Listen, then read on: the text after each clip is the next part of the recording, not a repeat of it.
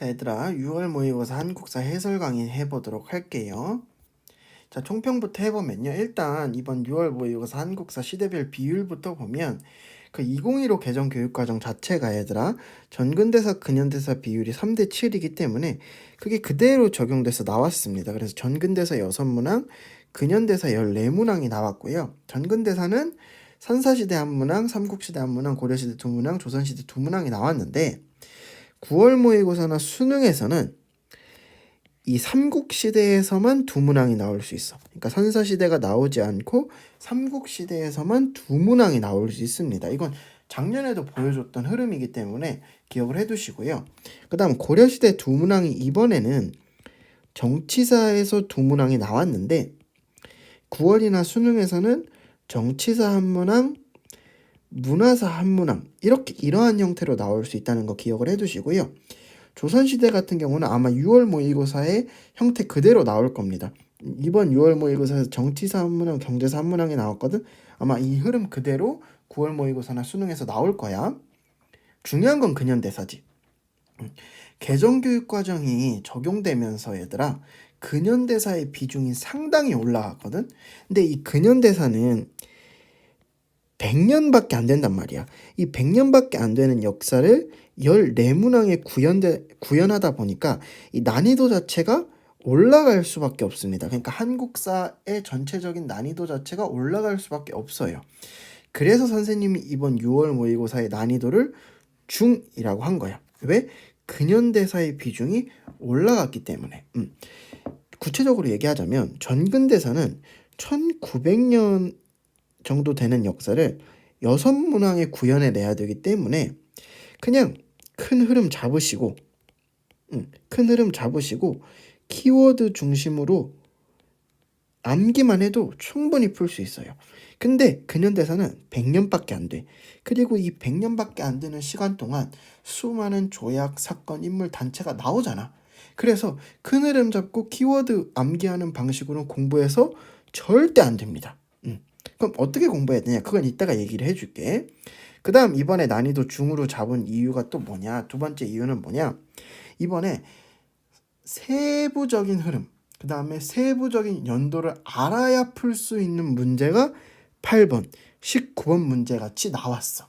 그 다음 세 번째 이유는 뭐냐면 선지의 난이도 자체가 상승했는데 옛날에 한국사 필수 초창기에는 완전히 시대가 다른 선지가 나왔단 말이야. 그러니까 터무니없는 선지가 나왔어. 근데 이번에는 비슷한 시기의 선지들이 상당히 나왔고요. 이 비슷한 시기의 선지들이 매력적인 오답을 만들어내고 있단 말이야. 그래서 이번 한국사 난이도는 중에서 중하로 왔다 갔다 한다라고 선생님이 이야기한 겁니다. 그럼 어떻게 공부해야 되냐? 일단 근현대사 같은 경우는 얘들아 세부적인 흐름을 잡아야 돼. 그리고 근대사 같은 경우는 선생님이 추천하는 방식 10년씩 흐름을 잡으세요. 그러니까 1860년대, 70년대, 80년대, 90년대, 그 다음에 1900년대, 1910년대, 20년대, 30에서 40년대 이렇게 10년씩 흐름을 잡으시고요. 이 10년별로 일어난 사건이나 단체, 그 다음에 인물을 구분해 두시는 게 좋습니다. 그 다음에 현대사 같은 경우는 정부별로 흐름을 잡으시는 게 좋아요. 그러니까 이승만, 박정희, 전두환, 노태우, 김영삼, 김대중 이렇게 정부별로 흐름을 잡으시고요. 이 정부별로 그 안에서 일어났던 헌법 개정, 그 다음에 민주화 운동, 그 다음에 경제정책이라든지 통일정책 등이 어떻게 전개되었는지를 정리해 주시면 좋을 것 같아요. 그래서 한국사가 쉽다 얘기를 하지만 공부를 안 하면 절대 쉽지 않습니다. 그러니까 꼭 개념 정리 한번 하시고 계속해서 기출문제를 풀면서 복습하는 방식으로 공부를 해두세요. 알겠니? 근현대사의 비율이 올라갔기 때문에 한국사 난이도는 아마 계속해서 상승할 가능성이 있어요. 그러니까 꼭 공부를 한번 할 때 제대로 해두시는 게 좋습니다. 알겠니? 그럼 이제 구체적으로 문제 풀면서 해설해 보도록 할게요. 자, 얘들아, 1번 문제부터 봅시다. 1번. 가시대의 사회 모습으로 옳은 것은 이라고 나와 있는데, 그럼 우리는 가시대가 어느 시대인지 찾으면 되겠죠. 가시대 체험 프로그램 계급이 발생한 가시대의 대표적인 유물인 비파형 동검의 제작 과정을 영상으로 시청할 수 있으며 상설 전시실 앞에서는 다양한 체험 활동을 할 수 있습니다. 참가자에게 반달돌칼 또는 비파형 동검 미니어처를 드립니다. 그럼 얘들아, 가시대는 계급이 발생했고 그 다음 대표적인 유물로는 반달돌칼과 비파형 동검이 있어. 그럼 이 시대 어느 시대지? 그치, 청동기 시대지. 그래서 가시대는 청동기 시대고요. 그럼 청동기 시대의 사회 모습으로 옳은 것은 1번부터 봅시다. 서원이 건립되었다. 서원은 조선시대 때 건립이 되었죠. 고인돌이 축조되었다. 이게 정답이 되겠고요. 상평통보가 사용되었다. 상평통보도 조선시대 때 사용이 되었습니다. 향부곡소가 설치되었다. 향부곡소는 고려시대에 있었던 특수행정구역이었지. 팔관의 연등회가 개최되었다. 팔관의 연등회는 고려시대 때 있었던 행사입니다. 그래서 정답은 2번. 아주 쉬운 문제였고요. 선생님이 여기에 부가 설명을 조금 더 해보면 청동기 시대 때 얘들아 벼농사가 시작되었어. 근데 이 벼라는 작물은 단위 면적당 생산량이 아주 많은 작물이야. 생산량이 많다 보니까 남는 생산물, 잉여 생산물이 발생하게 되었고 이 잉여 생산물을 내 창고로 넣는 순간 그건 내 사유 재산이 되는 거겠지. 그래서 청동기 시대 때 사람들은 처음 사유재산이라는 개념을 가지게 되었어. 그리고 이 사유재산이 생기면서 인간의 더러운 욕망이 발현되기 시작하는데 왜 인간은 남이 나보다 많이 가지고 있으면 그걸 뺏고 싶어 하잖아.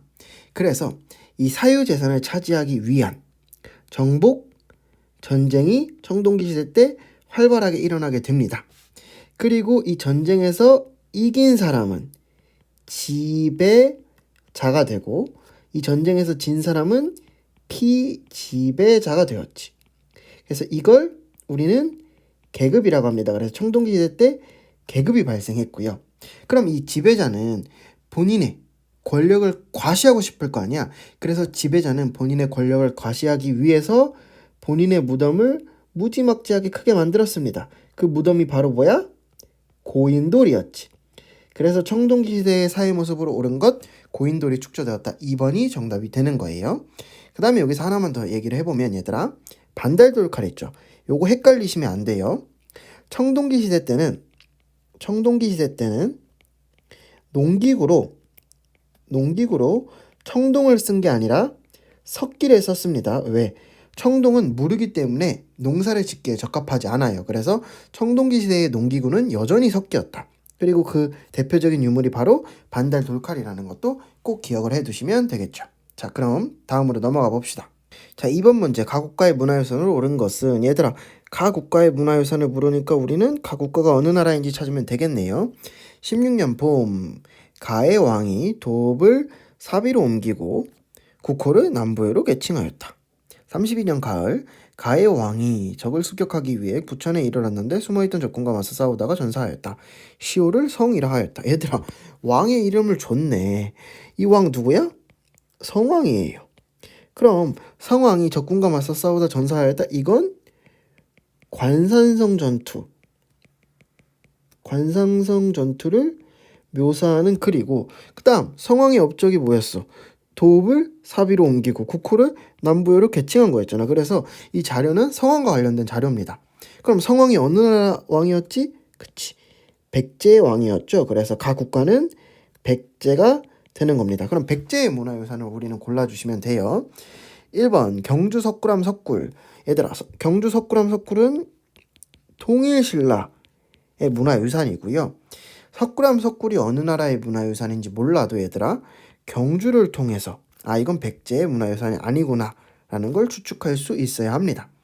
강서대묘 사신도 현무도인데요. 현무도는 고구려의 문화유산이었죠. 그래서 2번도 정답이 될 수 없고요. 3번 백제금동 대형로 정답이네요.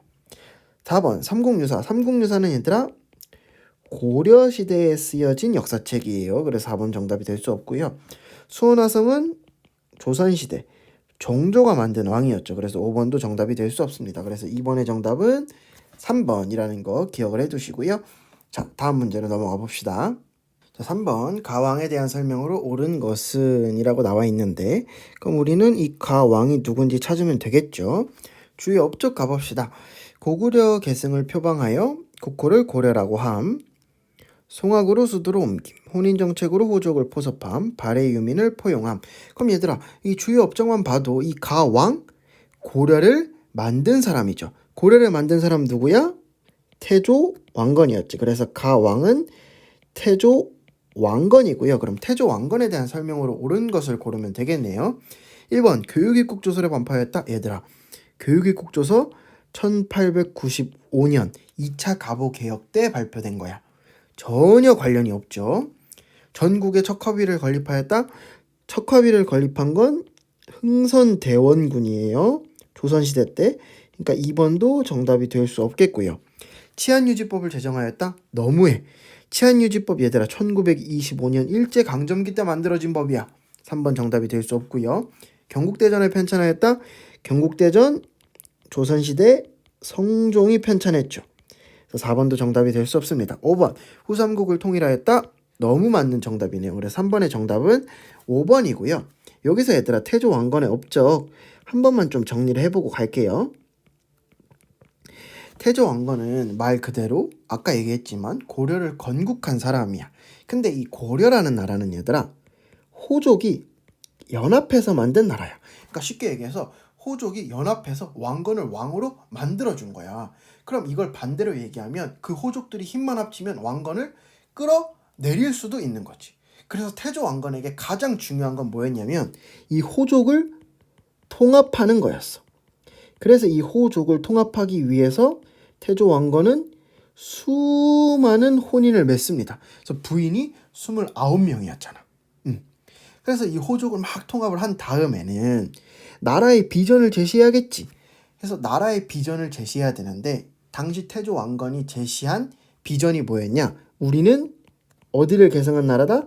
고구려를 계승한 나라다. 그러니 우리는 옛 고구려의 영토를 찾기 위해서 북쪽으로 진군해야 된다. 그래서 태조 왕건은 북진 정책을 펼치게 되고요. 이 일환으로 고구려의 수도였던 평양, 서경을 상당히 중요하게 여깁니다. 그리고 본인의 뜻을 후대에 알리기 위해서 훈요 10조, 쉽게 얘기해서 유훈 10가지를 남기게 되는 거야. 그래서 이게 태조 왕건의 업적이고요. 이 외에 얘들아 태조 왕건 이외에 광종, 고려 광종, 그 다음에 성종, 공민왕의 업적도 따로 정리해 두실 필요가 있습니다. 왜? 6월 모의고사에 왕건이 나왔다는 건 9월이나 수능에는 다른 왕이 나올 수 있다는 말이거든.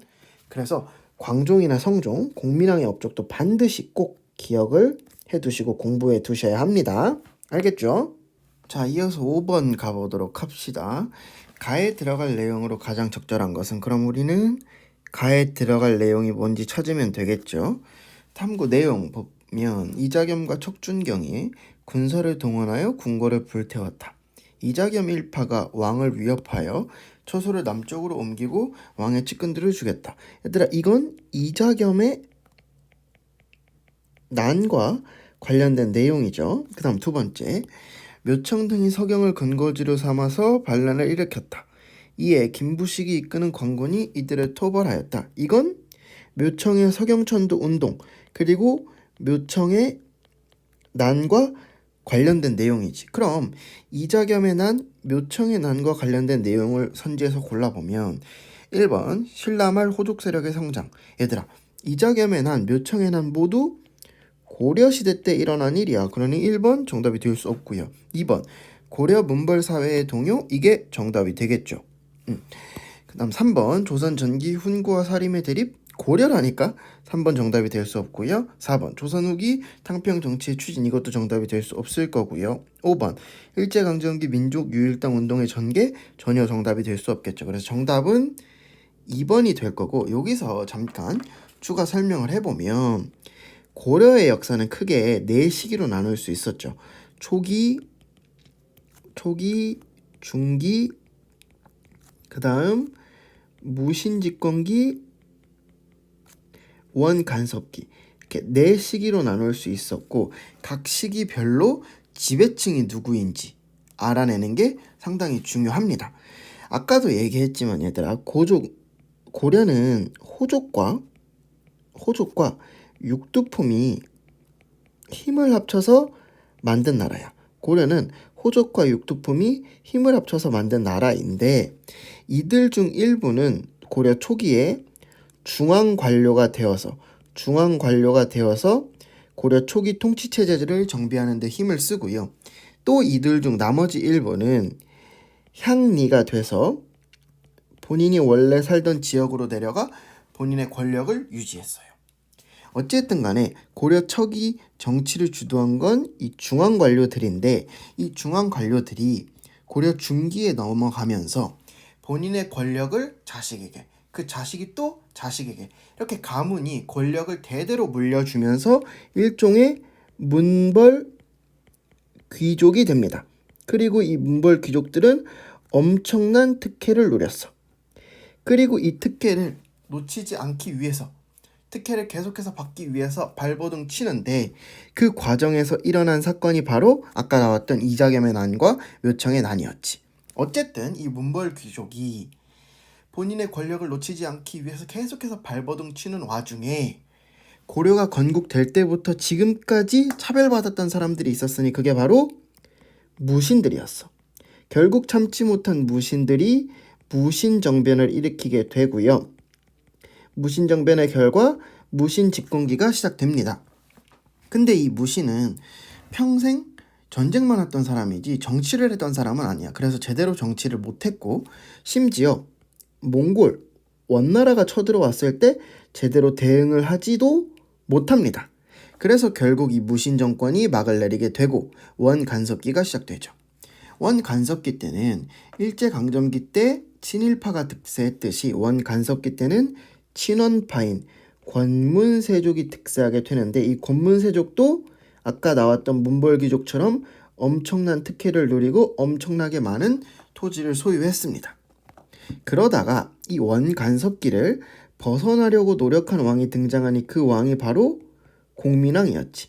그럼 공민왕은 이 원간섭기를 벗어나려면 일단 이 권문세족부터 견제해야 될 거 아니야. 그래서 공민왕이 이 권문세족을 견제하기 위해서 신진사대부를 새롭게 등용하게 되고요. 결국 이 신진사대부가 권문세족과의 대결에서 이기고 나중에 조선이라는 나라를 새롭게 만든 거예요. 그래서 이게 고려의 전반적인 역사적 흐름이고요. 아까 나왔던 이자겸의 난과 묘청의 난은 이 문벌귀족 사회가 동요한 한 모습이었다. 그래서 정답은 2번이 된다는 거 기억을 해두시면 좋을 것 같아요. 자, 4번 가봅시다. 다음 자료에 나타난 전쟁의 영향으로 가장 적절한 것은, 그럼 이 전쟁이 뭔지 찾으면 되겠죠. 인조 14년 청이 조선 침략을 위해 12만 명의 대군을 선양에 집결하게 하였다.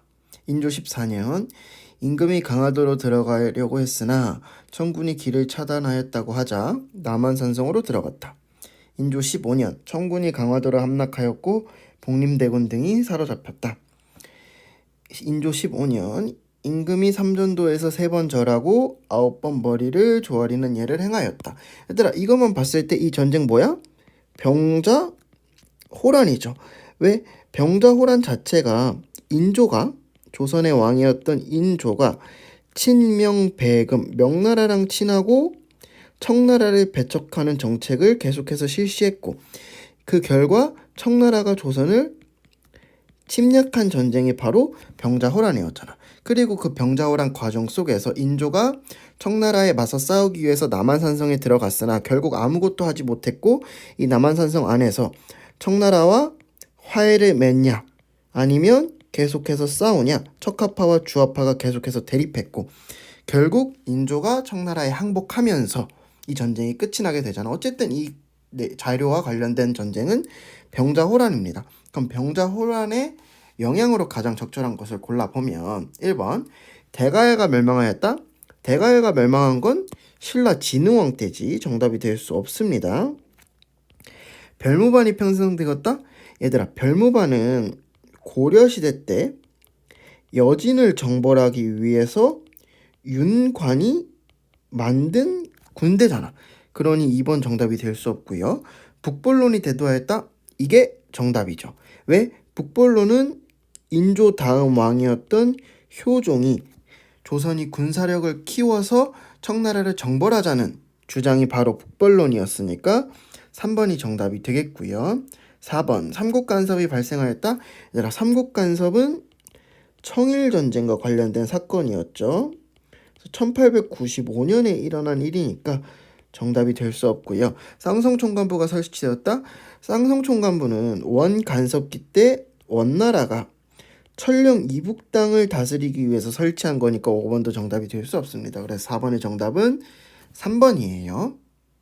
자, 6번 이어서 가볼게요. 가제도에 대한 설명으로 옳은 것은, 그럼 우리 이 가제도가 뭔지 찾으면 되겠네요. 가에 대해 알려주세요. 곡물을 토산물 대신 토지 결수에 따라 쌀 등으로 징수하였어요. 박나베 폐단을 바로잡기 위해 실시되었어요. 광해군 때 시작되어 숙종 때 함경도, 평안도 등을 제외한 전국에서 시행되었어요. 그럼 얘들아, 이 가제도는 광해군 때 박나베 폐단을 바로잡기 위해서 실시되었고, 그 내용은 토산물 대신에 쌀을 내게 하는 거야. 그럼 이거와 관련된 제도 뭐지? 그치, 대동법이지. 그럼 대동법에 대한 설명으로 옳은 것은 1번 공인이 성장하는 계기가 되었어요. 이게 정답이죠.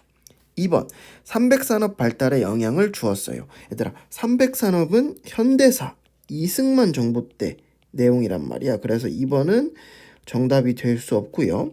물산장려운동의 배경이 되었어요.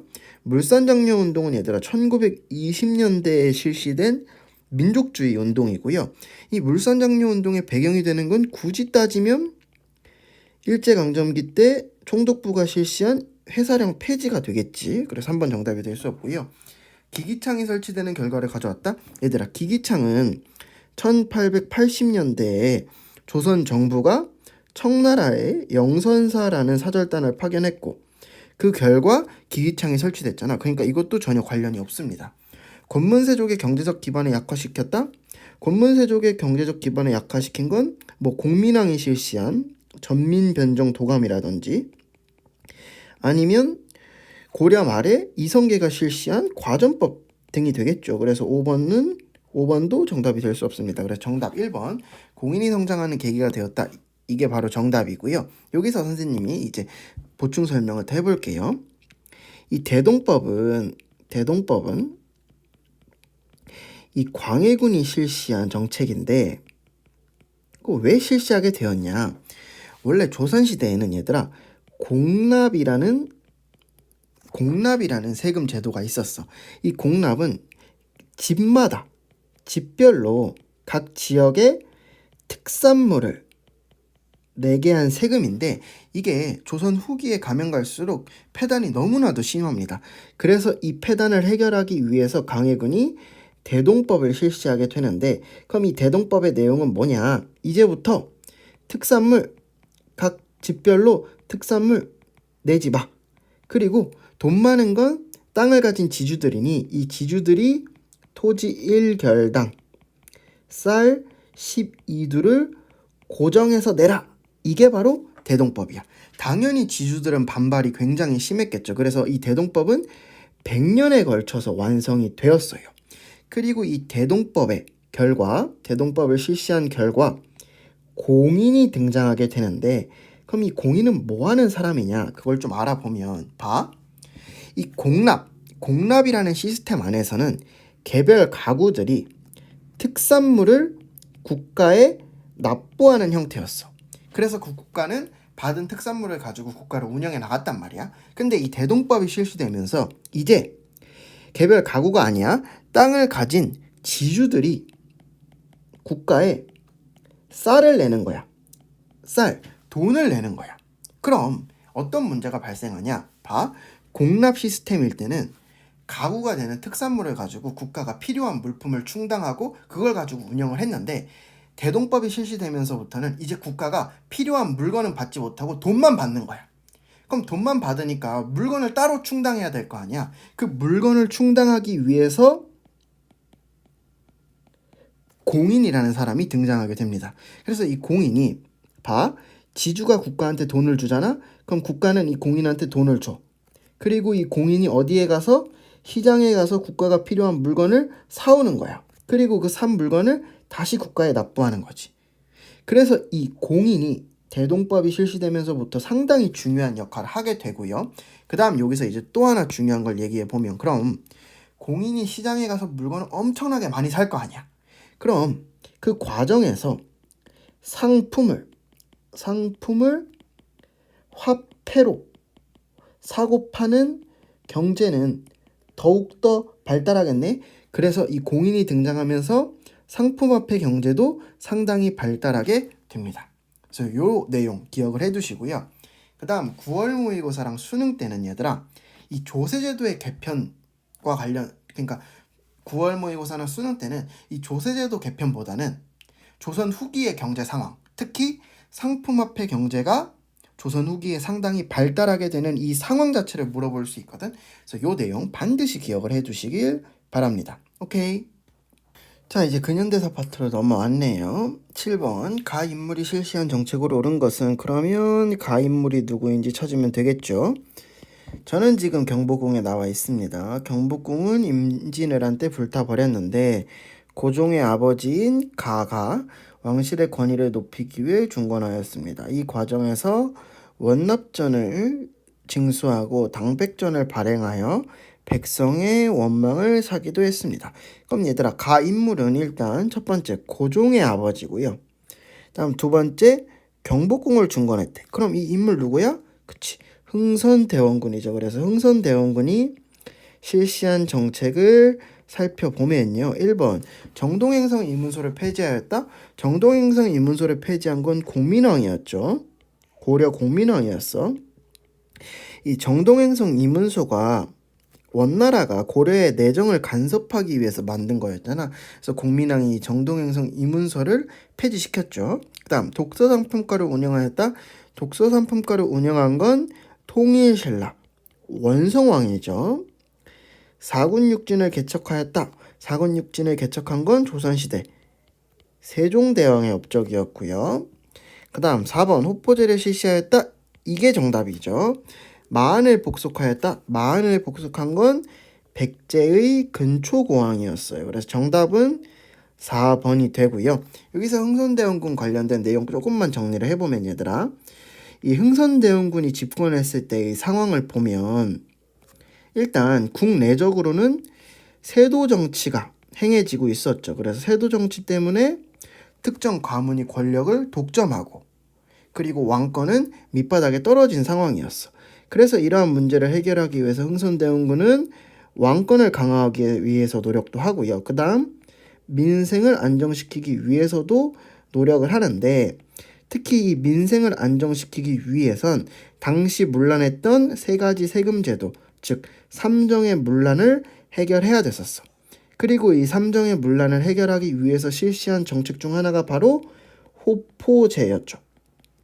그럼 호포제의 내용은 뭐냐?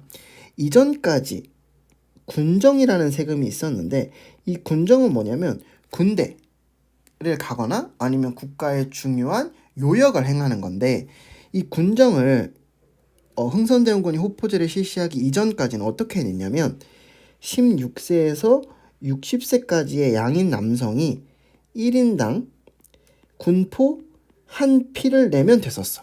근데 이 군정이 너무 문란해지니까 흥선대원군이 호포제를 실시한 거야. 그럼 이 호포제는 뭐냐?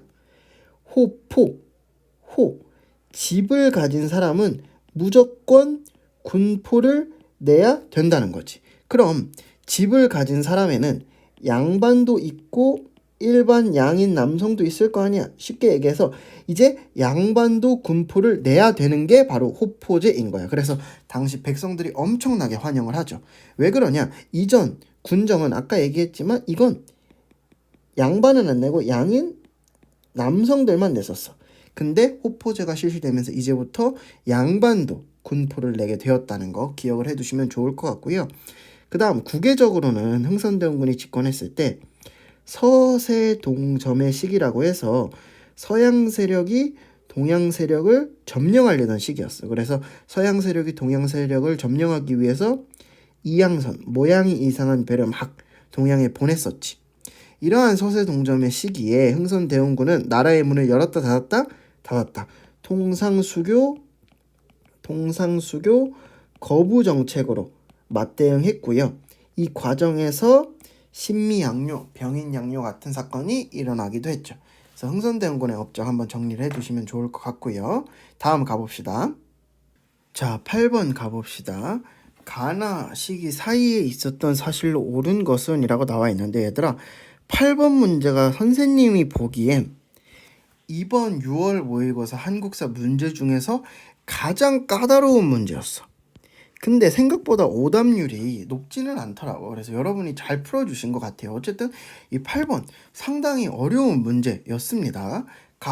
임금께서 말씀하시길 군국기무처 회의 총재는 영의정 김홍집이 맡고 날마다 와서 모여 크고 작은 사무를 협의하여 아뢰고 난 후 거행하도록 하라 라고 하였다. 얘들아 군국기무처가 1차 가보개혁을 실시하기 위해서 설치된 기구잖아. 그래서 가는 1894년, 그러니까 1차 가보개혁이 실시되었던 1894년의 상황이 되겠고요.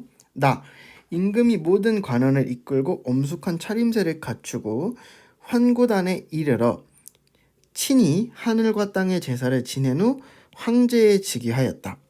국호를 대안으로 정하고 올해를 광무원년으로 하였다 라고 나와 있는데 이 상황은 뭐냐면 고종이 황제에 즉위하고 대한제국을 선포한 상황이야. 그러니까 대한제국이 수립된 상황인 거지. 그럼 대한제국이 수립된 거 1897년이에요. 그래서 우리는 1894년과 1897년 사이에 있었던 일을 고르면 되는데 여기서 선생님이 잠깐 설명을 좀 해보면 1894년에 1, 2차 가보개혁이 실시됩니다. 그리고 이 1, 2차 가보개혁에 일본이 상당한 영향력을 끼치죠. 근데 이 1, 2차 가보개혁이 실시되는데 당시 명성황후가 러시아를 끌어들여서 이를 방해하자 1895년 일본은 명성황후를 죽여버립니다. 그게 바로 을미사변이었지. 그리고 명성황후를 죽인 일본은 1895년에 을미개혁을 단행하죠. 근데 이 을미개혁의 내용 중에 단발령이 포함되어 있었어. 단발령은 머리를 짧게 자르는 거였지. 근데 당시 조선 사람들은 머리카락은 부모님이 물려주신 거라 생각해서 절대 머리를 안 잘랐단 말이야. 그래서 이 단발령과 을미사변에 반발해서 1895년에 양반 유생들을 중심으로 을미의병이 일어납니다. 요게 1895년까지의 상황. 그러다가 1896년에 어쨌든 자기 와이프를 죽인 일본인들이 본인의 경호를 계속하니까 고종은 위협을 느껴서 본인의 거처를 러시아 공사관 아관으로 파천, 몸을 급히 옮기죠. 고종이 러시아 공사관으로 거처를 급히 옮기는 아관 파천이 1896년에 발생하게 됩니다. 그럼 고종이 러시아 공사관에 있다는 건 왕이 사실상 우리나라에 없는 거잖아. 그래서 열강의 이권 침탈, 그러니까 서구 열강들이 우리나라의 권리들을 계속해서 빼앗아 가게 되고요. 이 과정에서 열강의 이권 침탈에 맞서 싸운 게 독립협회죠. 1896년에 독립협회가 만들어집니다. 그리고 이 독립협회가 고종 보고 계속해서 다시 돌아오라고 요청을 하죠. 그래서 1897년에 고종이 다시 돌아옵니다. 고종이 환궁을 결심합니다. 그리고 고종이 환궁을 한 다음에 한 게 뭐였어? 그치. 환구단에서 황제에 즉위하고 대한제국의 수립을 선포하죠. 그리고 그에 걸맞는 광무 개혁을 실시합니다. 그래서 지금 얘들아 1894년과 1897년 사이에 들어갈 내용들은 대개 이런 내용이어야 돼. 그럼 정답 몇 번? 1번. 아간파천을 단행하였다. 이게 1896년의 상황이니까 1번이 정답이 되겠고요. 자, 2번 계속 가볼게요. 무신정변이 발발하였다. 이건 1170년 고려시대 때 있었던 일이에요. 그 다음 3번 홍경래의 난이 발생하였다. 얘들아, 홍경래의 난 1811년이고요. 조선 후기에 있었던 일입니다. 조선형평사가 조직되었다. 조선형평사는 1923년에 백정들이 차별을 철폐하기 위해서 실시된 운동이었으니까 이것도 정답이 될 수 없겠고요. 인천 상륙작전이 전개되었다. 인천 상륙작전이 전개된 거 1950년 6.25 전쟁 과정 속에 있는 사건이니까 이것도 정답이 될 수 없겠네요. 그래서 이 나머지 선지들이 상당히 거리가 있어서 시기상 거리가 있어서 정답을 찾기엔 쉬웠지만 사실상 굉장히 까다로운 문제예요. 그래서 8번 같은 문제, 그러니까 시기를 구체적으로 잡아가는, 그러니까 연표의 흐름 자체를 굉장히 구체적으로 잡아가는 문제가 9월이나 수능에서도 나올 수 있다는 거 꼭 기억을 해두시면 좋을 것 같고요. 누누이 얘기하지만 근현대사는 내용 자체가 상당히 어렵기 때문에 이 시기의 흐름 자체들을 구체적으로 여러분이 다 학습을 하셔야 합니다. 자, 11번 가봅시다. 가에 들어갈 내용으로 적절한 것은 가에 들어갈 내용 찾으면 되겠네요. 자, 모금운동을 벌여 독립문을 건립하였어. 러시아의 이권 침탈을 규탄하였어. 그럼 얘들아, 독립문을 건립하고 러시아의 이권 침탈을 규탄한 건 독립협회잖아. 우리 아까 나왔던 독립협회잖아. 그럼 이 독립협회의 활동이 이 가에 들어가면 되겠네요. 1번 광주학생 항일운동을 지원하였어. 얘들아, 광주학생 항일운동을 지원한 건 민족유일당이었던 신간회였죠. 그 다음 한글 맞춤법 통일안을 마련하였어. 한글 맞춤법 통일안은 조선어학회와 관련된 내용이에요. 그 다음 서울 진공작전을 추진하였어. 이건 정미의병과 관련된 내용이고요. 의병과 관련된 내용이고요. 4번 만민공동회를 개최하여서 이게 정답이죠. 얘들아, 만민공동회가 뭐야? 만민공동회는 쉽게 얘기해서 지금으로 따지면 촛불집회 같은 거야. 그래서 촛불집회 같은 걸 열어서 이 독립협회가 러시아의 여러 이권 침탈을 저지해냅니다. 그래서 대표적으로 이 만민공동회의 결과 한러은행이 폐쇄됐고요. 한러은행이 폐쇄됐고, 그 다음 당시 러시아가 저령도라는 섬을 공짜로 빌려달라고, 그러니까 조차해달라고 요구를 했단 말이야. 근데 이 독립협회가 만민공동회를 열어서 러시아의 저령도 조차 요구를 저지합니다. 저지시킵니다. 그래서 만민공동회를 개최하였다. 이게 정답이 되겠고요. 어린이날을 제정하였다. 어린이날을 제정한 건 얘들아 천도교 소년회와 관련된 내용이에요. 그래서 정답은 4번이다 라고 하고 넘어가시면 되고요. 여기서 하나만 선생님이 얘기를 해보면 너네가 얘들아 이 만민공동회와 이 관민공동회를 많이 헷갈려 하는데, 일단 공통점은 둘 다 독립협회가 열었던 건 맞아요. 근데 이 만민공동회는 아까도 얘기했지만 촛불집회 같은 거야. 그러니까 일반 백성들이 모여서 시위하고 본인의 뜻을 전달하는 자리란 말이야. 그래서 이 만민공동회는 굉장히 여러 번 열립니다. 그래서 아까 얘기했던 그 여러 러시아의 이권 침탈을 저지하기도 했죠. 근데 관민공동회는 딱 한 번 열렸는데 이 관민공동회는 왜 열리게 되었냐, 그 이유를 살펴보면 이 독립협회의 정치적 목표가 뭐냐면 입헌군주제 실시와 조선의 의회를 만드는 거였어. 그러니까 입헌군주제, 왕이라 할지라도 헌법에 따라서 그 권력을 행사하는 게 입헌군주제고, 그 다음에 의회는 백성의 뜻을 전달하는 기구잖아. 그래서 독립협회의 목표는 입헌군주제와 의회를 설립하는 거였는데, 이건 백성들만 모여서 해결해낼 수 있는 문제가 아니잖아. 그래서 관리들과, 당시 조선의 관리들과 백성들이 모여서 실시된 회의, 그게 바로 관민공동회입니다. 그래서 요거 기억을 해두시면 좋겠죠. 그래서 만민공동회와 관민공동회는 이러한 차이가 있다는 거 기억을 해두시고요. 독립협회의 활동도 정리를 해보시면 좋겠죠. 자, 얘들아, 9번 이어서 가볼게요. 가에 들어갈 내용으로 적절한 것은 우리 가에 들어갈 내용 찾으면 되겠네. 근데 이 문제 되게 쉬워. 얘들아, 봐. 강연 주제가 일본의 경제 침략에 맞선 구국운동이래. 그럼 이거과 관련된 내용 고르면 되겠죠. 그럼 정답 몇 번? 5번. 한국중앙총상회의 조직. 5번. 바로 정답이 나옵니다. 자, 그럼 1번부터 보면 노급의 폐지는 얘들아 통일신라 때 통일신라의 신문왕이 실시한 정책이니까 정답 될 수 없고요. 균역법의 시행, 균역법은 조선시대 때 영조가 실시한 정책이었죠. 정답 될 수 없고요. 새마을운동의 추진, 새마을운동은 현대 박정희 정부가 실시한 거니까 정답 될 수 없고요. 전민변정도감의 설치, 전민변정도감은 아까 나오긴 했는데 고려 공민왕이 실시한 거니까 4번도 정답이 될 수 없습니다. 그래서 정답은 5번. 굉장히 쉬운 문제였고요. 여기서 선생님이 조금만 추가 설명을 해보면 이 강화도 조약 이후에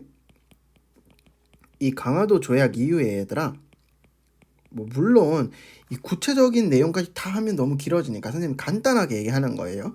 강화도 조약 이후에 일본 상인들이 우리나라로 물밀듯이 들어옵니다. 근데 당시 이 경제 시스템이 어떻게 굴러갔냐면 조선이 있고요. 일본이 있으면 주로 조선은 일본한테 쌀을 팔았어. 그리고 일본은 조선한테 주로 면제품을 팔았어. 근데 이 과정에서 크게 두 가지 문제가 부각이 되는데 일단 첫 번째 문제는 뭐냐? 일단 조선의 쌀이 일본으로 계속 유출되는 거야. 그래서 쌀 유출 자체가 굉장히 심화되고요. 그 다음 두 번째 문제는 뭐냐면 이 일본산 면제품이 그러니까 일본의 면제품이 조선으로 들어온다 그랬잖아. 그럼 당시에 이 조선 상인들도 옷을 만드는데 이 조선 상인들이 만드는 제품들은 주로 수작업이기 때문에 가격이 굉장히 높고요. 그 다음에 품질도 좋지 않습니다. 근데 일본 상인들이 들여오는 면제품 같은 경우는 일단 공장에서 기계로 찍어내기 때문에 가격 자체가 굉장히 낮고요. 품질도 굉장히 좋아요. 그럼 너네 같으면 누구 거 살래? 당연히 일본 상인이 판 제품 살 거 아니야. 그래서 조선의 상권 자체가 상당히 몰락하게 됩니다. 그러니까 조선 상인들이 상당히 몰락하게 되는 거야. 그래서 이 문제를 해결하기 위해서 여러 구국운동이 펼쳐지게 되는데 일단 쌀 유출을 막기 위해서 이 방공령, 그러니까 쌀 유출을 막을 수 있는 방공령이 규정되고요. 그 다음 이 무너진 상권을 살리기 위해서 상권수호 운동이 일어나게 되는데 그 상권수호 운동의 일환으로 조직된 단체가 바로 황국중앙총상회예요. 그래서 이 황국중앙총상회가 어떠한 배경에서 등장했는지 선생님이 알려준 거고요. 선생님이 봤을 때 얘들아 9월 모의고사나 수능에서는 이 국채보상운동이 나올 가능성이 훨씬 더 높아요. 왜냐? 이 국채보상운동 자체가 이 오늘날로 따지면 금모으기 운동의 옛날 버전이거든. 그래서 이 국채보상 운동 자체가 상당히 한국사 파트에서 그리고 특히 이 계양기 경제 파트에서 중요하게 다뤄지기 때문에 이 9월이나 수능에서는 이 국채보상 운동이 나올 수 있다는 것도 여러분들이 꼭 기억을 해 주셔야 돼요. 알겠니? 자, 얘들아 10번 가보자. 밑줄 친 이 조약의 결과로 옳은 것만을 보기 위해서 고른 것은, 그럼 우리는 이 조약이 뭔지 찾으면 되겠네요. 자료 봅시다. 이것은 민영환이 자신의 명함에 남긴 유서의 일부이다. 그는 강제로 체결된 이 조약을 파기할 것과 체결에 앞장선 오적을 처단하라는 상소를 올렸다가 감옥에 갇히기도 하였다. 감옥에서 풀려난 그의 유서에 2천만 동포 형제에게 사죄한다는 말을 남기고 이 조약에 대한 항의의 표시로 자결하였다. 그럼 얘들아, 민영환이 이 조약에 대한 항의 표시로 자결을 했잖아. 그럼 이 조약 뭐지? 그치, 1905년에 체결된 을사조약이죠. 그럼 잠깐 빠져서 을사조약에 대한 얘기를 좀 해봅시다. 얘들아, 을사조약은 1905년에 체결된 조약이고요. 일본에 의해서 강제로 체결된 조약이기도 했어. 그리고 을사조약의 결과 대한제국에 뭐가 박탈됐냐면, 그치, 외교권이 박탈되었고요. 그 다음 을사조약 이후에는 통감부가 설치돼서 일본이 대한제국의 내정을 사사건건 간섭했지. 그리고 이때 초대 통감으로 온 사람이 누구야? 이토 히로부미였어. 어쨌든 을사조약은 대한제국의 외교권을 박탈한 조약이었고 강제로 체결된 조약이었기 때문에 을사조약의 반대투쟁은 엄청나게 전개가 됩니다. 그래서 대표적인 반대투쟁 몇 개만 적어보면요. 일단 여기 나와 있지만 민영환 선생은 스스로 목숨을 끊음으로써 자결함으로써 을사조약에 대한 반대 표시를 했고요. 그 다음 장지연은 시일야 방성대곡이라는 글을 황성신문에 게재함으로써 을사조약에 대한 반대 표시를 했어. 그 다음 전명훈은 당시 우리나라의 외교 고문으로 와 있던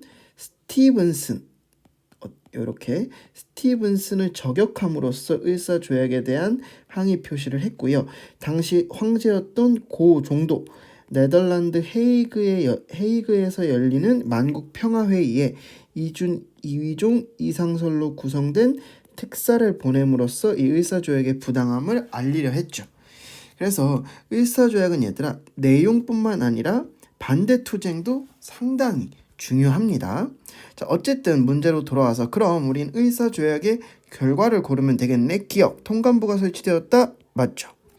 부산, 원산, 인천이 개항되었다. 얘들아, 부산, 원산, 인천이 개항된 건 1876년 강화도 조약의 결과였지.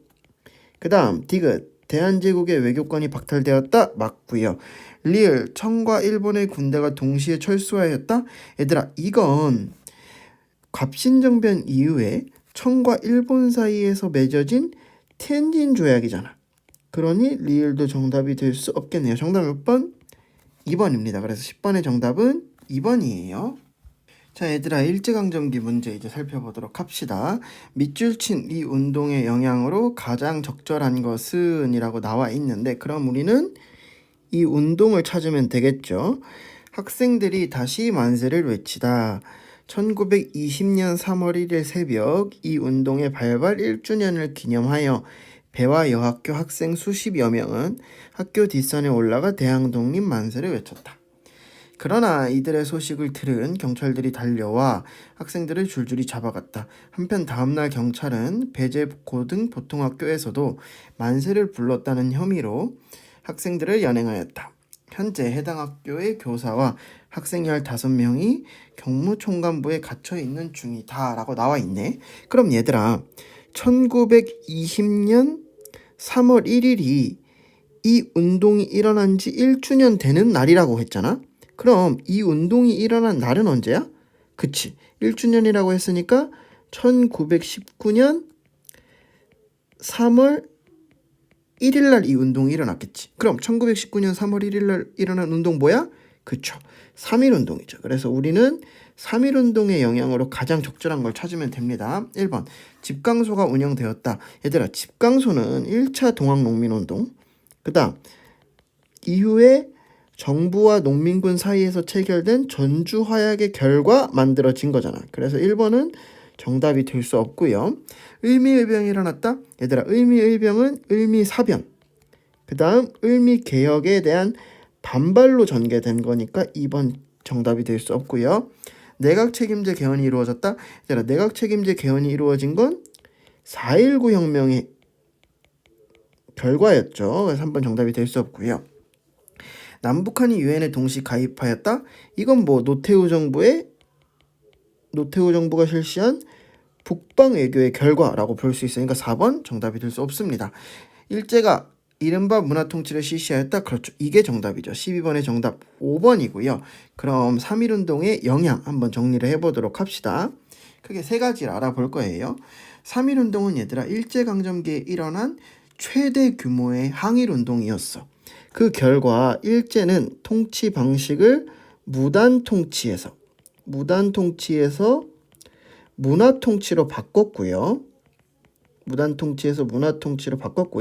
그리고 이 3.1운동은 전 세계 반제국주의 운동에도 영향을 줍니다. 그래서 대표적으로 중국의 오사운동이라든지 인도의 비폭력 불복종 운동에 영향을 주죠. 그 다음 제일 중요한 건 3번인데 이 3.1운동의 결과 뭐가 수립이 되었냐면 대한민국 임시정부가 수립되었어. 민족적 역량을 한 번에 모으기 위해서 3.1운동 이후에 대한민국 임시정부가 수립되었습니다. 그래서 이 대한민국 임시정부가 수립되었다는 게 제일 중요하고요. 어쨌든 3.1운동의 영향 이렇게 정리해봤고 정답이 몇 번? 5번이라는 거. 자, 얘들아 13번 다음 판결이 내려진 시기에 볼 수 있는 모습으로 가장 적절한 것은 그러면 우리는 이 시기가 언제인지 찾으면 되겠네요. 자, 조선군 사령관을 협박하고 육군 특별지원병 제도, 지원병제를 비판한 혐의로 검거된 최땡땡에 대한 소송 기록이다. 최땡땡의 동생이 학교 졸업 후 지원병에 지원하겠다는 기존의 약속을 지키지 않자 학교는 최땡땡을 불러 동생의 지원병 입소를 종용하였다. 최땡땡은 동생을 지원병으로 보낼 수 없다며 분개하였다. 중략. 그러던 중 지원병 문제로 조선군 사령관을 협박하는 투서가 있자 경찰은 투서자로 최땡땡을 지목하였다. 경성지방법원은 필적 감정 등을 근거로 최땡땡에게 징역 12월을 선고하였다 라고 나와 있네.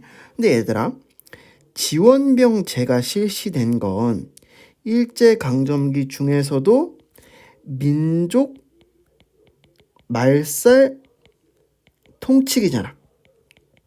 그리고 민족 말살 통치기는 대개 1930년대와 40년대 일제가 우리를 통치하던 방식이었지.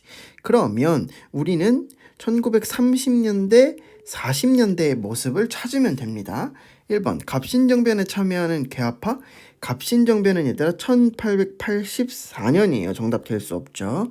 경인선 개통식을 바라보는 상인. 얘들아 경인선 개통된 거 1899년이에요. 정답 될 수 없죠. 한국신민서사를 암송하는 학생. 이게 정답이죠. 한국신민서사가 뭐야?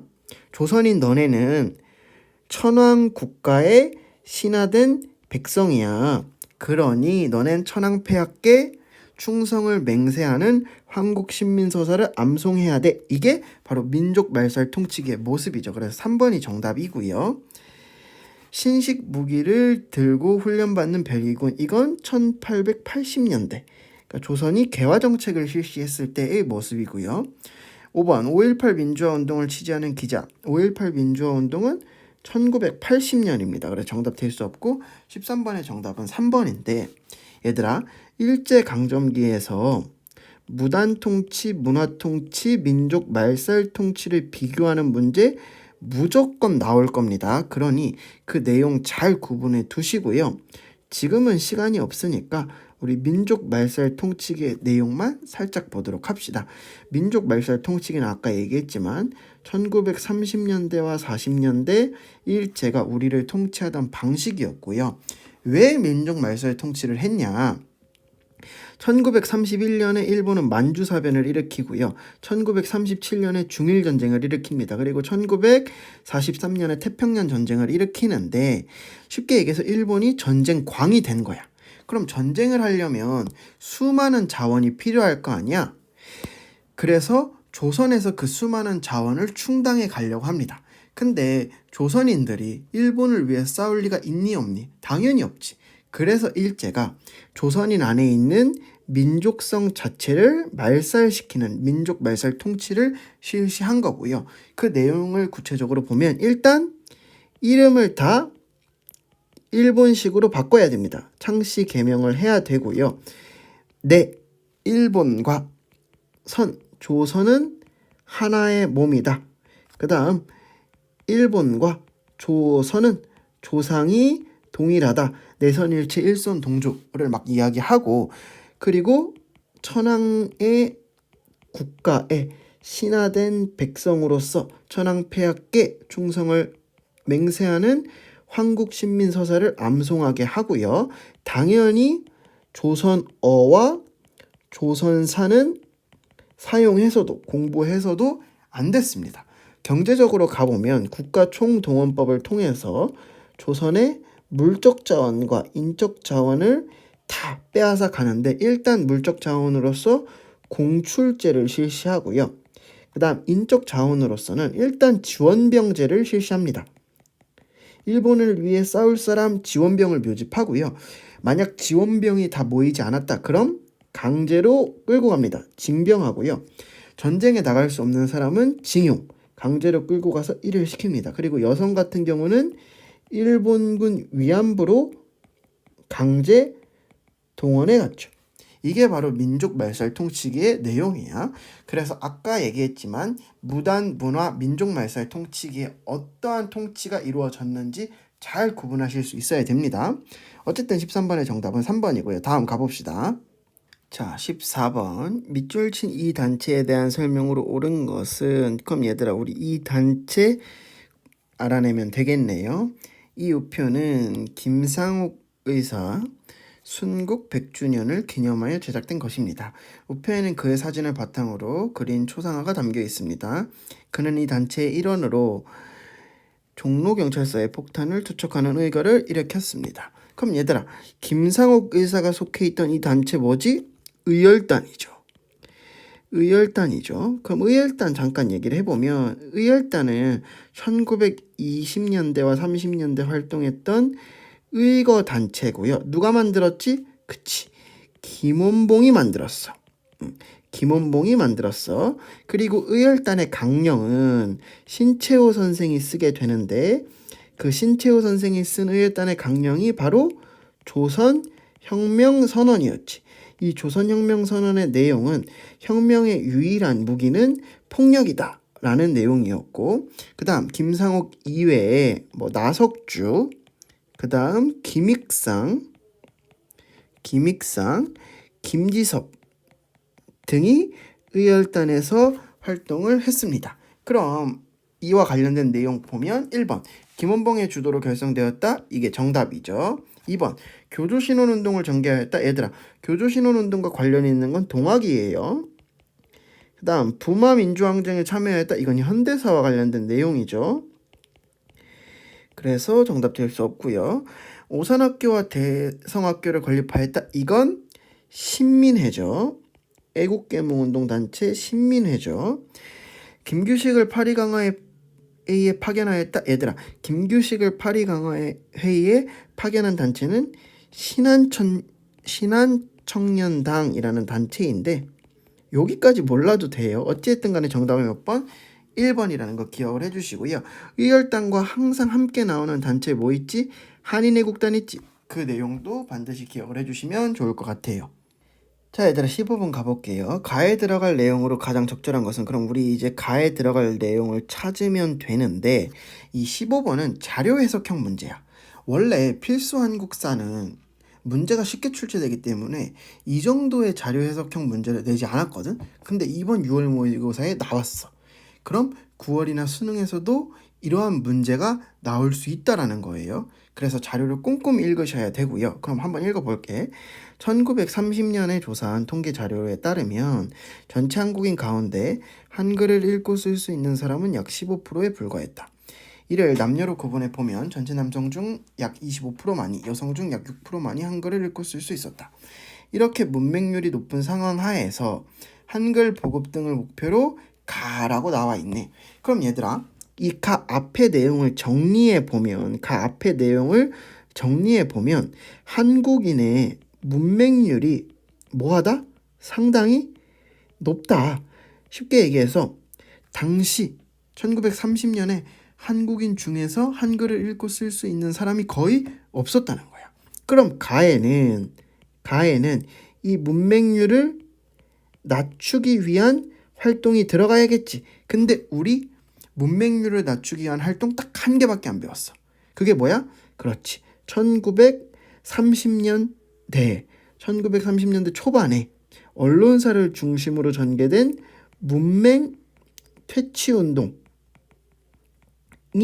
바로 한국인의 문맹률을 낮추기 위한 활동이었고, 내용을 구체적으로 들어가 보면 조선일보는 문자 보급 운동을, 그 다음 동아일보는 분화로드 운동을 전개했었죠. 그럼 분화로드 운동은 분화로드라는 말 자체가 민중 속으로라는 의미를 가지고 있거든. 그러니까 민중 속으로 들어가서 한글을 보급한다. 그리고 문맹률을 낮춘다. 이러한 목표를 가지고 있었던 게 바로 문맹 퇴치 운동이에요. 그럼 이것과 관련된 내용이 바로 정답이겠네요. 정답 몇 번? 5번입니다. 자, 과거제가 도입되었다. 얘들아, 과거제가 도입된 거 고려 광종이고요. 홍문관이 설치되었다. 홍문관은 조선 성종 때 설치되었지. 한성순보가 창간되었다. 얘들아, 한성순보 창간된 건 1883년이에요. 그리고 한글 보급과 전혀 관련이 없습니다. 수선사 결사가 제창되었다. 얘들아, 수선사 결사는 고려시대 때 스님 진울이 한 거잖아. 그러니까 전혀 관련이 없어요. 그래서 정답은 5번이에요. 그러니까 자료가 어려우니까 선지를 이렇게 쉽게 주는 거야. 이러한 패턴, 어쨌든 이러한 자료 해석형 문제 9월이나 수능에서도 충분히 뭐 할 수 있다? 나올 수 있다는 거 기억을 해주시면 좋을 것 같아요. 자, 16번 가에 들어갈 내용으로 가장 적절한 것은, 그럼 얘들아 가에 들어갈 내용 찾으면 되는데요.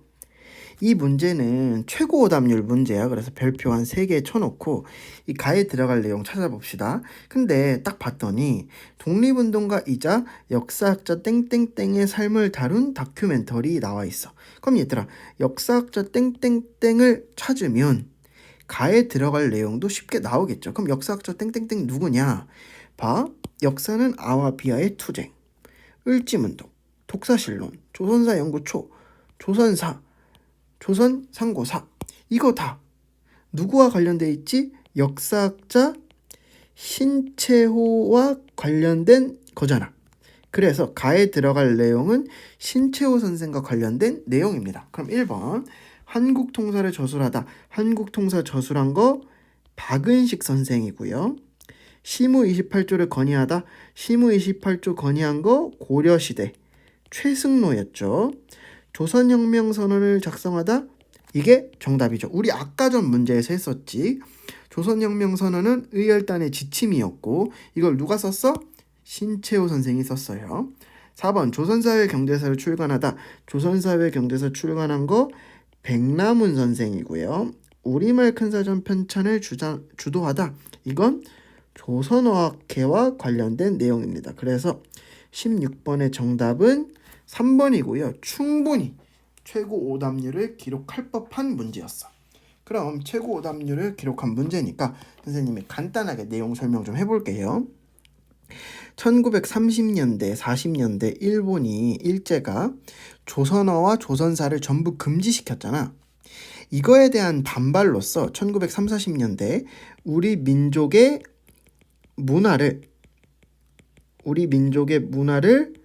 수호하려는 운동, 즉 민족문화 수호 운동이 활발하게 전개됩니다. 그래서 국어 분야에서도 전개되고 역사 분야에서도 전개되고 다양한 분야에서 이 민족문화 수호 운동이 전개되는데, 특히 역사 분야의 두 축이 뭐였냐면 바로 민족주의 사학과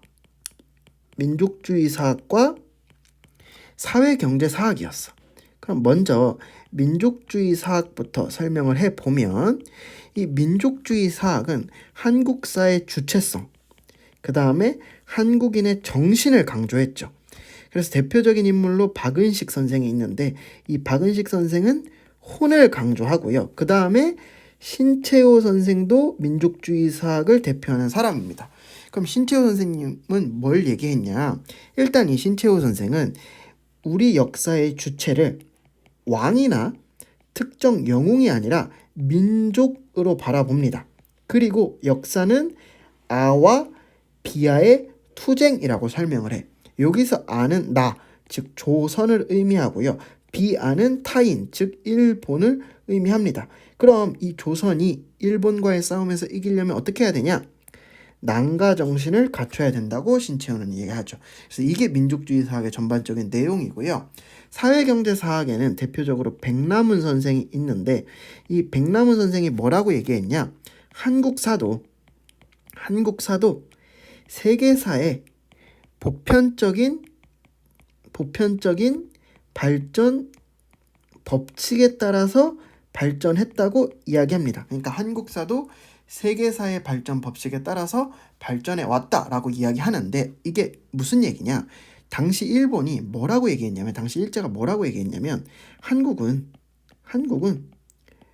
고대에 머물러 있다가 일본의 도움을 받아서 갑자기 근대 사회로 진입했다라고 이야기했단 말이야. 즉 한국 역사에는 중세라는 과정이 없었다. 그리고 일본의 도움을 받아서 바로 근대로 진입했다. 이게 일본의 논리였어. 근데 백남은 이걸 정면으로 반박한 거지. 우리는 삼국시대의 고대, 그 다음에 고려 조선의 중세, 그리고 근대로 이행하고 있었는데 일본이 개입해서 이게 흐트러지게 되었다. 그러니 한국사도 세계사가 발전한 것처럼 보편적인 발전 법칙을 따라왔다 라고 이야기한 게 바로 백남훈의 사회경제사학이에요. 그래서 이 민족문화수 운동 내용 꼭 기억을 해두시고요. 이번에 나왔다는 건 9월이나 수능에서도 나올 수 있다라는 거거든. 그러니까 반드시 이 내용 기억을 해두도록 합시다. 자 얘들아 17번 이제 현대사로 가봅시다. 다음 내용의 보고서를 작성한 위원회에 대한 설명으로 옳은 것은 이라고 나와 있네. 그럼 우리는 이 위원회를 찾으면 되겠네요. 조사 보고서 피의자 땡땡땡 나와 있고 피의자는 반민족 행위의 죄가 현저함으로 반민족 행위 처벌법에 의거하여 아래와 같이 조사서를 작성 보고함 라고 나와 있는데 그럼 이 위원회는 반민족 행위자를 조사하고 처벌하는 위원회잖아. 쉽게 얘기해서 친일파를 조사하고 처벌하는 위원회지. 이거 뭐야? 반민특위죠. 그래서 이 위원회는 이 보고서를 작성한 위원회는 반민특위고요. 이 반민특위에 대한 설명으로 옳은 것을 골라보면 1번 삼천교육대를 운영하였다. 얘들아 삼천교육대를 운영한 건 전두환을 중심으로 한 신군부였어요. 재헌국회에 의해 구성되었다. 이게 정답이죠. 2번이 정답이고요. 설명은 이따 해줄게.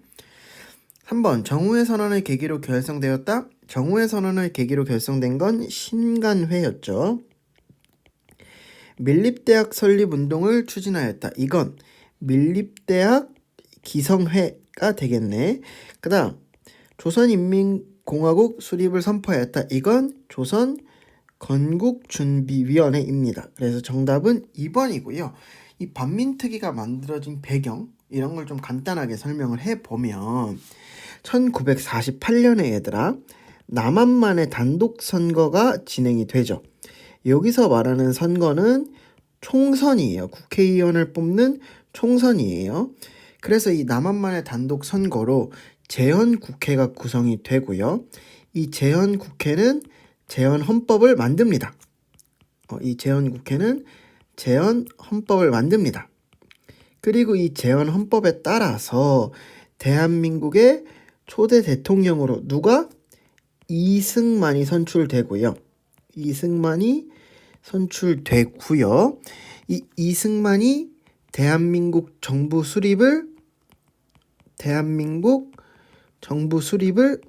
선포하지.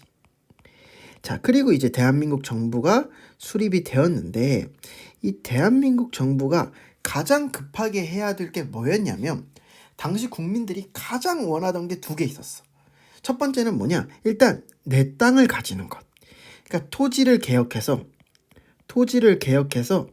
땅을 조금이라도 가지는 게 당시 국민들이 가장 원하던 1순위였고 그 다음 2순위는 뭐냐면 일제강점기 때 활동했던 누구? 친일파를 청산하는 거였어. 그래서 당시 이승만 정부도 그리고 재헌국회도 이 친일파를 청산하기 위해서 반민족 행위 처벌법도 만들고 반민특위도 만든 겁니다. 그래서 반민특위가 이러한 배경 속에서 등장을 했다는 거 기억을 해두시면 좋을 것 같아요. 알겠니? 다음으로 가봅시다. 자 얘들아 18번 다음 자료에 대한 탐구활동으로 가장 적절한 것은 3.15 부정선거로 인하여 3천만 동포의 울분은 절정에 달하고 청년들이 불법과 불의에 저항하다가 총탄에 쓰러졌다. 자유당과 정부는 대통령의 사선을 위하여 후보 등록의 폭력적 방해, 유권자 협박, 3인조 공개투표, 그 다음 야당 참관인에 대한 방해, 부정개표 등의 불법을 자행하였다. 이로 인해 민주선거제도는 완전히 파괴되고 말았다. 대통령은 3.15 선거의 불법과 무효를 인정하고 또 12년 동안의 실정에 대해 책임을 지고 물러나야 할 것이다 라고 나와 있는데 얘들아 3.15 부정선거 나왔어. 그럼 뭐야? 4.19 혁명이죠. 그럼 다른 선지 볼 필요도 없이 정답 몇 번? 3번이에요. 그래서 18번의 정답은 3번이고요. 민주화 운동과 관련된 거는 무조건 수능에도 나올 겁니다. 그래서 여기서 한번 정리를 해보고 갈게.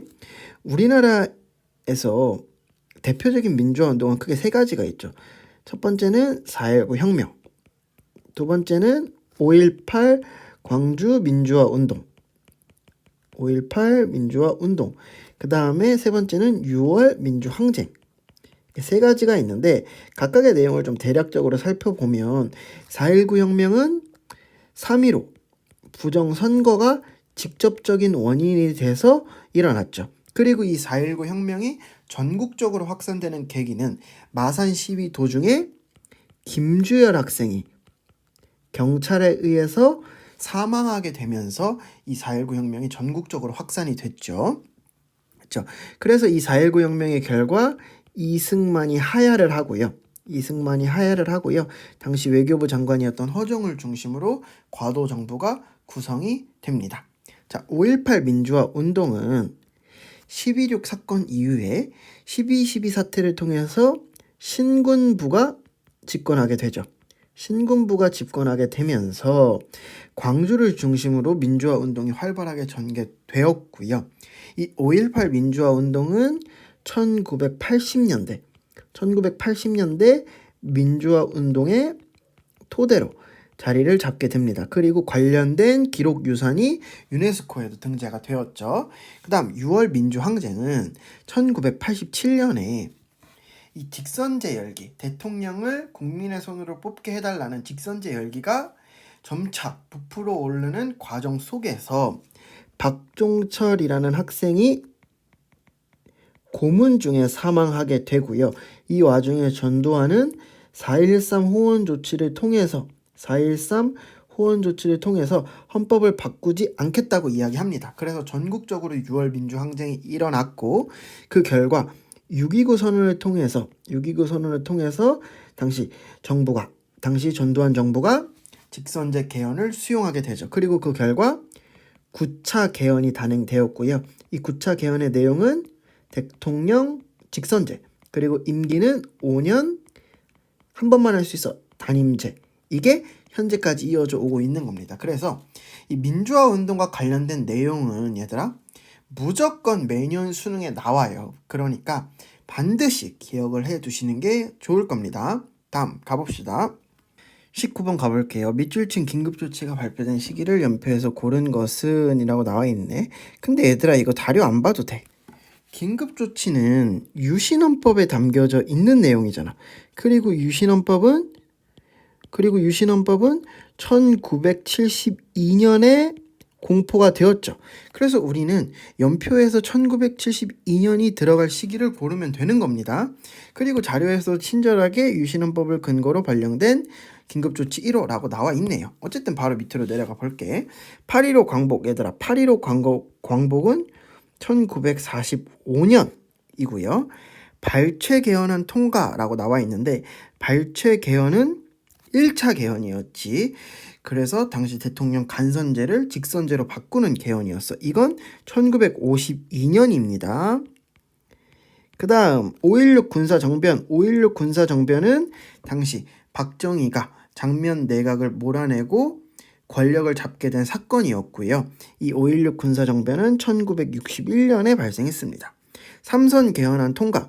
삼선 개헌안은 박정희가 3번 대통령 하고 싶어서 1969년에 통과를 시켰고요. 그 다음 4.13 호원조치 발표. 4.13 호원조치 아까 했었죠? 그치. 1987년에 전두환이 헌법을 바꾸지 않겠다 라고 발표한 게 4.13 호원조치였어. 그 다음 6.15 남북 공동선언은 김대중 정부 때 최초로 남북한 정상이 만나서 발표한 거였죠. 그래서 이건 2000년입니다. 그럼 1972년이 들어갈 거 몇 번? 정답은 4번이 되겠네요. 그럼 여기서 얘들아 이제 유신헌법에 대한 얘기를 간략하게 해볼게. 이 1971년에 7대 대통령 선거가 열립니다. 그리고 7대 대통령 선거에서 박정희와 김대중이 맞붙게 되지. 물론 너네는 결과를 다 알고 있을 거야. 이 선거에서 박정희가 이기긴 하는데 김대중과의 표 차이가 얼마 나지 않았어. 그래서 이때부터 박정희는 본인이 영원히 대통령을 할 수 있도록 헌법 개정에 들어가게 됩니다. 그러니까 헌법 개정을 준비하게 됩니다. 근데 헌법을 바꾸려면 국민적 인기가 있어야 될 거 아니야. 그래서 국민적 인기를 얻기 위해서 1972년에 박정희는 7월 4일 날 남북 공동성명을 발표하게 돼. 이 남북 공동성명은 남북이 통일의 원칙을 합의한 것인데 갑자기 막 남북 화해 모드가 조성이 되니까 대통령의 인기는 올라갔겠지. 이렇게 인기가 올라간 상황 속에서 박정희는 10월 유신을 통해서 7차 개헌을 밀어붙이게 됩니다. 그럼 이 7차 개헌의 내용이 뭐냐? 일단 첫 번째, 대통령을 이제는 직선제가 아니라 간선제로 뽑겠다.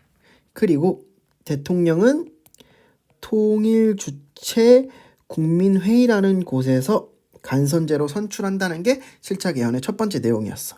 다음 두 번째, 대통령의 임기는 6년으로 하되 중임 제한을 철폐합니다.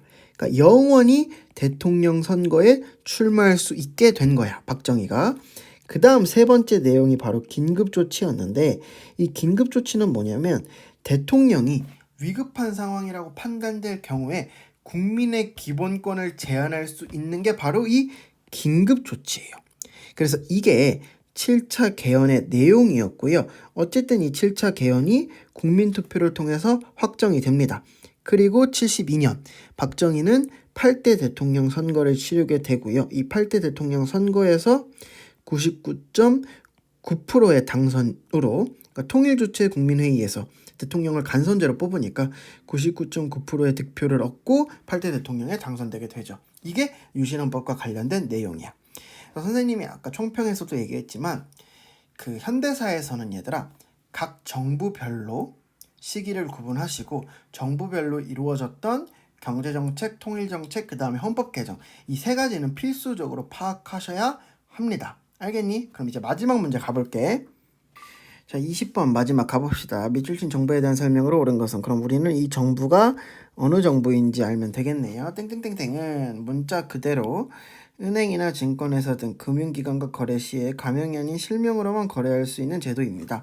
정부는 전격적인 땡땡땡땡 실시에 따른 국민들의 불편을 최소화하고 일상 경제활동에 지장을 주지 않도록 주민등록증 제시만으로 명의를 확인받을 수 있도록 하였습니다. 그럼 얘들아 땡땡땡땡 제도는 금융기관과 거래 시에 실명으로만 거래할 수 있게 한 제도잖아. 이거 뭐야? 금융실명제죠. 그리고 이 금융실명제를 실시한 정부는 김영삼 정부였어. 그럼 관련된 내용 찾아보면 지게를 발급하였다 얘들아. 지게는 대한제국 시기에 실시된 광무개혁 때 그죠? 그러니까 1번 정답이 될 수 없고요. G20 정상회의를 개최하였다. G20 정상회의를 개최한 건 이명박 정부입니다. 제1차 경제개발 5개년 계획을 추진하였다. 이건 박정희 정부와 관련된 내용이고요. 경제협력개발기구 OECD에 가입하였다. 이게 정답이죠. 5번 유상매입 유상분배의 농지개혁을 시행하였다. 이건 이승만 정부와 관련된 내용입니다.